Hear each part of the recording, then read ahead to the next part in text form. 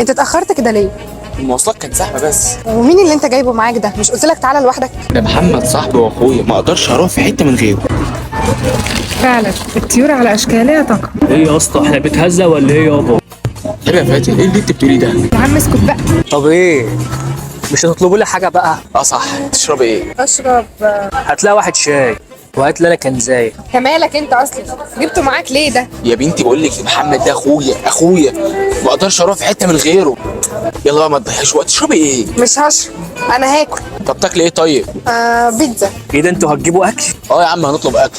يلا طلباتك ايه؟ لا لا لا، ماليش نفس. لا والله العظيم لا تطلب. طب حس كده بقى، هاتوا لي معاكم نص فرخه. نص فرخه؟ نص فرخه عادي يعني، هسخن بيها. نص فرخه وبيسخن؟ معلش يا صاحبي، دي سخن بس. مفيش ده بيتجيب وبيشيل قد ايه؟ ويعمل فورمه على حسابنا؟ لا كده يا جدعان، انا مش هقعد معاكم، انا همشي عشان كده بصراحه قله قيمه. والله العظيم ما انت ماشي، اقعد. يا عم خلاص، ماشي مش ماشي، صدقتوا اصلا؟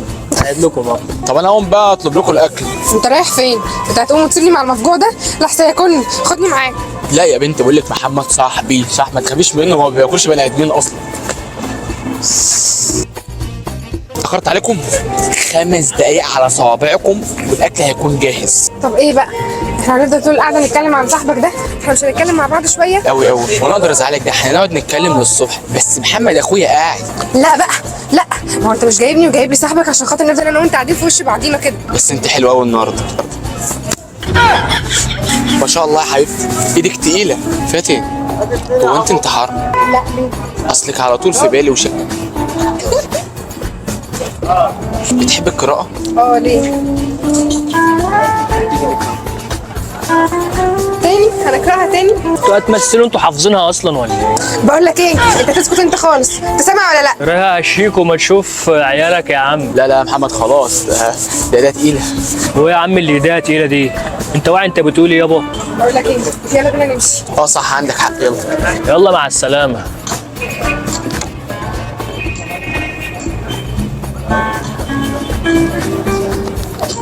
ايه ده؟ حساب؟